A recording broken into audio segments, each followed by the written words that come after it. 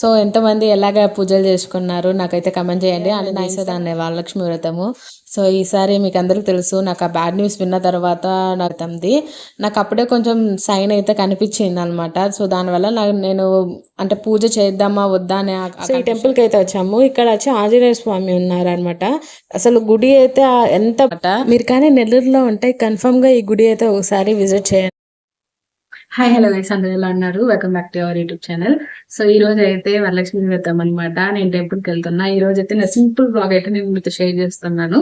So ఈ video మీకు నచ్చినట్టు ఉంటే మీరు సబ్స్క్రైబ్ చేసుకొని పక్కన ఉన్న బెల్ ఐకాన్ క్లిక్ చేయండి. ఫర్దర్గా వీడియోస్ పెట్టినప్పుడు మీకు నోటిఫికేషన్ వస్తుంది. అందరూ ఎలా వరలక్ష్మి వ్రతం చేసుకున్నారో నాకు కమెంట్లో చెప్పండి. సో ప్రతి ఇయర్ నేను చేసేదాన్ని వరలక్ష్మి వ్రతము. సో ఈసారి మీకు అందరికీ తెలుసు, నాకు ఆ బ్యాడ్ న్యూస్ విన్న తర్వాత నాకు కొంచెం మైండ్ సరిగా వర్క్ అవ్వట్లేదు. అంటే ఇది నేను హాస్పిటల్కి వెళ్ళక ముందే కొంచెం తీసాను ఈ క్లిప్పింగ్ అయితే వరలక్ష్మి వ్రతంది. నాకు అప్పుడే కొంచెం సైన్ అయితే కనిపించింది అనమాట. సో దానివల్ల నేను అంటే పూజ చేద్దామా వద్దా అనే ఆ కన్ఫ్యూషన్లోనే అలానే వదిలేసాను. కానీ ఇంట్లో మాత్రం నార్మల్గా పూజ చేసుకొని టెంపుల్కి వెళ్ళాను అనమాట. సో ఎంతమంది ఎలాగ పూజలు చేసుకున్నారు నాకైతే కమెంట్ చేయండి. అండ్ నా ఇన్స్టాగ్రామ్ ఐడి కూడా నేను మీకు ఆల్రెడీ కమ్యూనిటీ పోస్ట్లో ట్యాప్ చేశాను.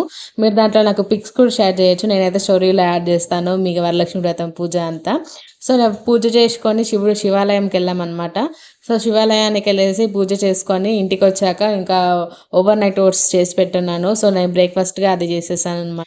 ఇంకా లాస్ట్ ఆ అబార్షన్ వీడియో గురించి నేను పెట్టినప్పుడైతే లాట్ ఆఫ్ కమెంట్స్ అనమాట. సో నాకు ఇలానే జరిగింది, 2 monthsలో ఇలా జరిగింది, చాలామంది ఫీల్ అవ్వకండి, ఇంకా వెయిట్ చేసి చూడండి, చాలా కమెంట్స్ పెట్టారు. అందరికీ చాలా థ్యాంక్స్. నేను ప్రతి ఒక్కరికి రిప్లై ఇచ్చాను.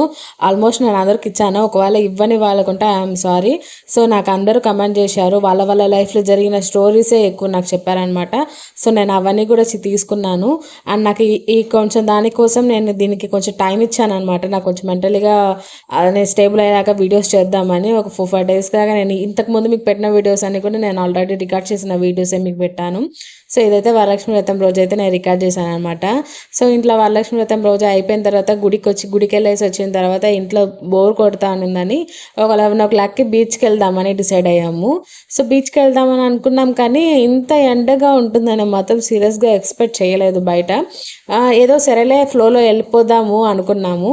నార్మల్గా అయితే బీచ్కి ఎప్పుడో ఒక 1 year once టైము, లేదంటే 6 months ఒకసారి వెళ్తాం అనమాట. అలా వెళ్తుండగా ఈ టెంపుల్ మా హస్బెండ్ ఆల్రెడీ చూసి పెట్టున్నారు. సో ఈ టెంపుల్కి అయితే వచ్చాము. ఇక్కడ వచ్చి ఆంజనేయ స్వామి ఉన్నారనమాట. అసలు గుడి అయితే ఎంత బాగుందంటే గోల్డెన్ టెంపుల్ లాగా ఉంది. అసలు ఆ పెయింటింగ్, ఆ కలర్ అనమాట చాలా పీస్ఫుల్గా ఉంది. ఏ వెహికల్ సౌండ్స్ లేవు అండ్ ఏ సౌండ్స్ లేదు. చాలా ఎంతంటే అంతే మనసు అంతా ప్రశాంతంగా ఉంది. అంత బాగుంది గుడి అయితే.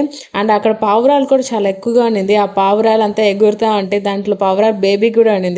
సో చాలా బాగుండింది అనమాట టెంపుల్ అయితే. సో పీస్ఫుల్గా అక్కడ కాసేపు వండుకొని టైం స్పెండ్ చేసేసి ఆ గుడి చూద్దామని చూస్తే ఆ ఎండకి ఆ ఫ్లోర్ అన్నీ అసలు కాలైతే అంత కాలిపోయింది. అంత బీవచ్చం ఎండగా ఉంది. ఏదో సమ్మర్లో ఉన్నట్టు ఉంది ఎండలంతా కూడా. కానీ ఇవైతే టెంపుల్కి వెళ్ళింది మాత్రం ఫుల్ సాటిస్ఫాక్షను. ఎందుకంటే చాలా ప్రశాంతంగా ఉంది. అంటే నేను అది మాటల్లో చెప్పలేకపోతున్నా, అంత ప్రశాంతంగా ఉన్నది. సో తర్వాత బీచ్కి వెళ్దామని అనుకున్నాం, కానీ ఒక 15 kilometers 20 kilometers వెళ్ళిన తర్వాత ఆ ఎండకి అసలు ఉండలేకపోయాము. మొత్తము ఎక్కువ దాహం అయిపోతుంది, చిరాకు వచ్చేస్తుంది ఆ చెమట్లకి. అవసరం లేదులే ఇంకా బీచ్కి అంతా అనుకొని మళ్ళీ మేము రిటర్న్ అయ్యి ఇంటికి వచ్చేసాం అనమాట. మీరు కానీ నెల్లూరులో ఉంటే కన్ఫర్మ్గా ఈ గుడి అయితే ఒకసారి విజిట్ చేయండి. అంత చాలా బాగుంది, అంత పీస్ఫుల్గా ఉంది. మీకు మనశ్శాంతి కావాలంటే ఈ టెంపుల్కి రండి. దానికి డెడ్ ఆపోజిట్లోనే సాయిబాబా టెంపుల్ కూడా ఉంది. సాయిబాబా టెంపుల్ కూడా చాలా బాగుంది, ఒకసారి మీరు విజిట్ చేయండి. సో ఈరోజు ఈవినింగ్ అయితే పుట్టు తినాలనిపించింది అనమాట. ఇది తమిళనాడు సైడ్ మంచి ఫేమస్ అయిన ఫుడ్ అండ్ వచ్చేసి ప్రోటీన్ రిచ్ ఫుడ్. ఇది రాగి పుట్టు అంటారనమాట. నార్మల్గా రాగి పిండి తీసుకొని కొంచెం సాల్ట్ వేసుకొనేసి వాటర్ చల్లేసుకొని స్టీమ్ చేసేసుకోవాలి. ఇది స్టీమ్ అయిపోయిన తర్వాత మీరు ఒక బౌల్లోకి కన్వర్ట్ చేసుకొని బెల్లం అయినా షుగర్ అయినా ఏదైనా యాడ్ చేసుకోవచ్చు. మనం నార్మల్గా ఇలాచీ యాడ్ చేసేసుకొని మనం అలానే తినేయచ్చు, లేకపోతే కోకోనట్ యాడ్ వేయచ్చు. కోకోనట్ అలర్జీ ఉండేవాళ్ళు కోకోనట్ స్కిప్ చేయొచ్చు. నా దగ్గర లేదు కాబట్టి నేను వేయలేదు.